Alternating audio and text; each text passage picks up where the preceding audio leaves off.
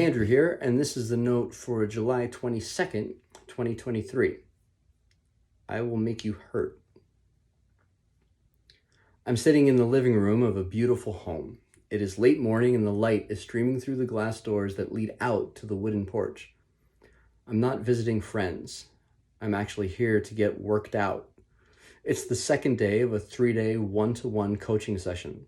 It's just me and my coach in the room. I'm on the couch facing the glass doors, looking towards the light, if you will. My coach is standing directly in front of me, pacing, taking notes on oversized post-it notes as I share.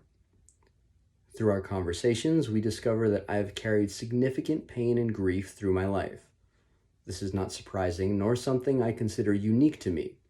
Many of us carry significant pain and grief without recognizing it, contending with it, or even letting it go. I discovered that this pain and grief seem to sit in opposition to one of the deepest desires of my heart, to help. In his book of the same name, Henri Nouwen presents the idea of the wounded healer. They are someone who, instead of hiding their wound, presses their wound into the service of others. As much as this was a helpful start in my journey, something to do with the wounds I had experienced, by the time I had landed in that living room, it had run its course. My experience was more of the hurt people kind. Wounded people wound people.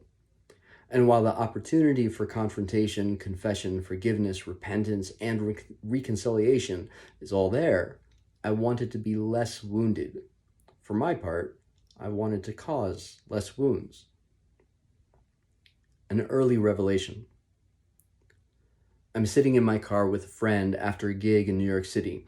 We're talking about relationships. From friendships to the romantic, we compare notes, exchange ideas. We're learning with each other, trying to navigate the complexities of such things. We're circling around ideas of what, in all of this, we can hold to be true.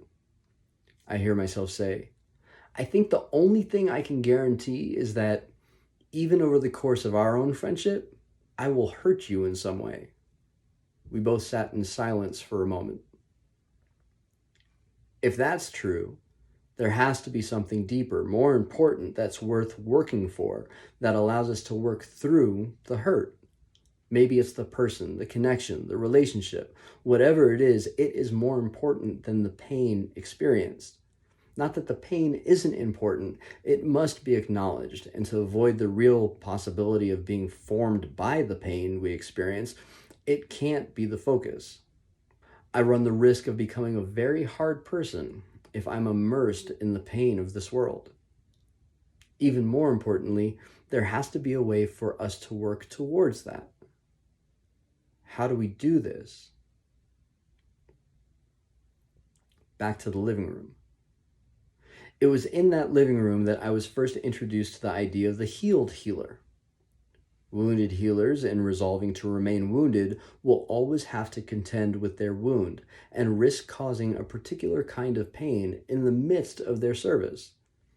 In the same way, those who have healed cannot but contribute to the healing of others. What if this is possible? What if the idea that healed people heal people is true? When a healed person encounters someone who is suffering, their compassion is high. They know the experience of the other and desire to do what they can to ease the other's pain. The healed person is not fearful of engaging. There's very little resonance with the pain, if any.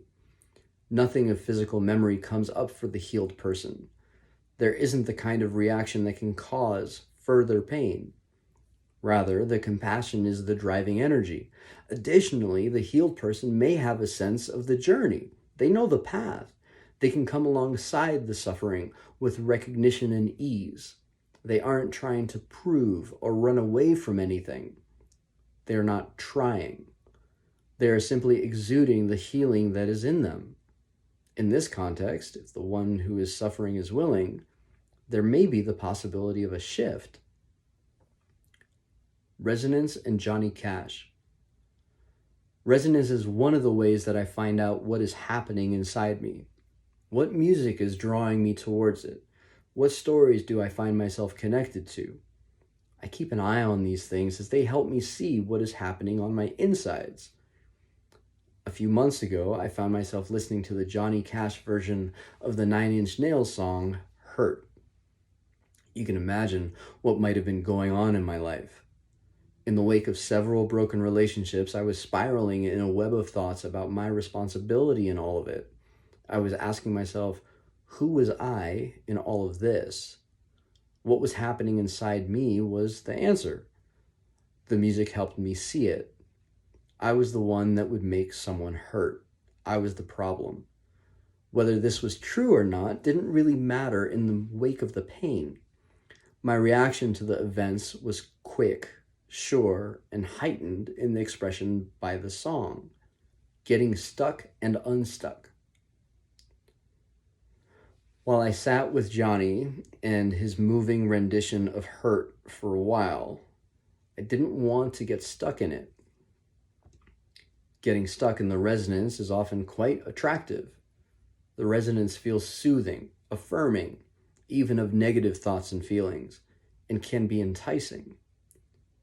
Still, I knew I didn't want to be that person whose inevitable end is to hurt people.